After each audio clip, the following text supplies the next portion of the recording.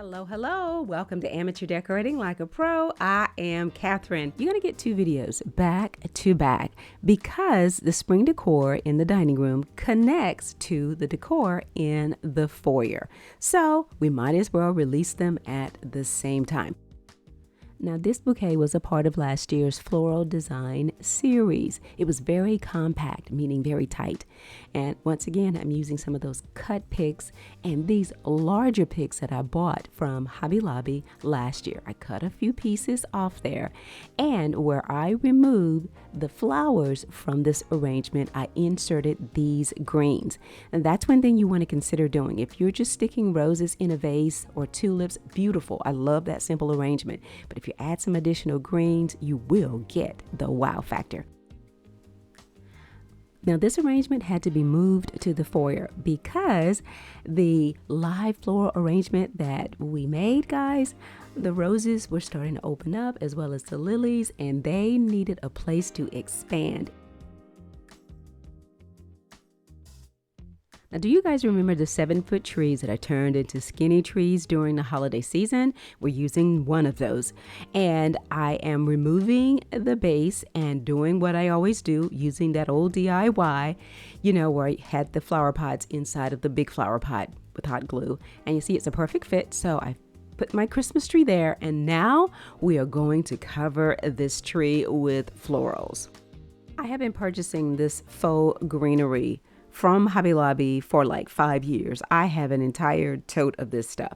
This price here is the price that it is currently at Hobby Lobby. You do 50% off and you get like 4 or 5 stems per bundle.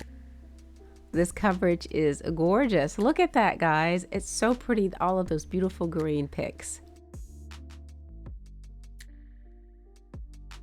Now, if you want a more hardier leaf, a cluster of the magnolia leaves and a cluster of roses or magnolia flowers themselves, just put those in, blend those together by braiding in the stems, and it will be fantastic. Now, the hydrangea is a really pretty flower to use for your floral trees. Just really strong pops of color, and it doesn't take many at all to complete a tree. And the closer we get to the top of the tree, the more compact it's going to get. This is also where you'll have to cut your flowers, apply them individually to the top portion of the tree.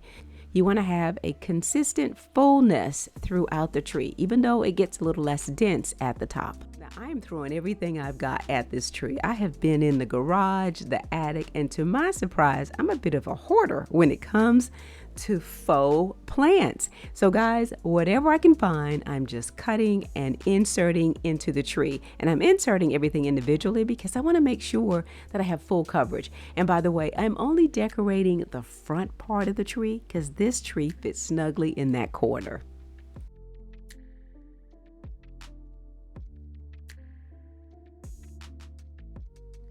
Now, where I live, the grass is already starting to turn green. And I am not a Christmas tree decorating guru, but when I saw those little tiny pieces of grass coming up green, that got me fired up, guys.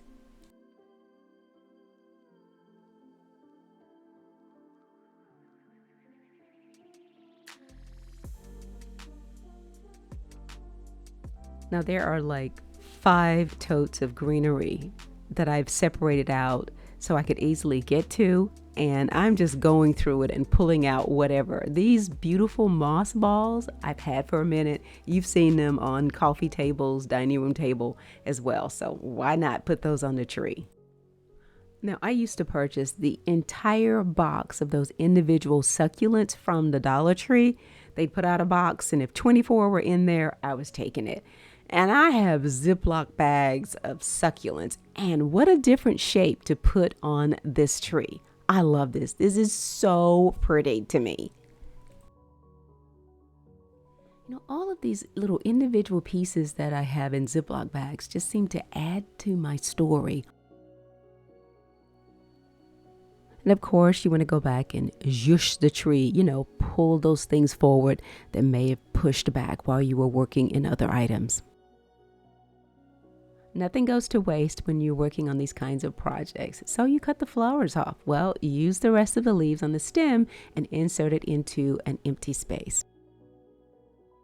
Normally for Christmas, we go all out at the top of the tree, but this is more of a nice spring botanical vibe, and I just use a few broken pieces of eucalyptus at the very top. That way, the entire tree is a tree topper. I purchased 3 or 4 of these large vines, and I never got around to using them, but it's perfect for what I'm doing today. Now, the lighting is playing tricks because I am facing the window and filming, so I hope that you can see just how beautiful this tree is. Now, in just a little while, my entire community will be painted pink for Cherry Blossom Festival. And yeah, my foyer is pretty good to go, as well as the dining room. And you know what? I am loving it.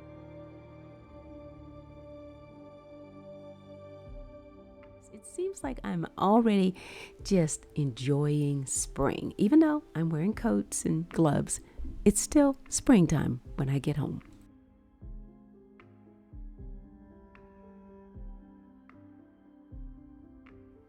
Yes, the garland is still on the stairs because it is being featured.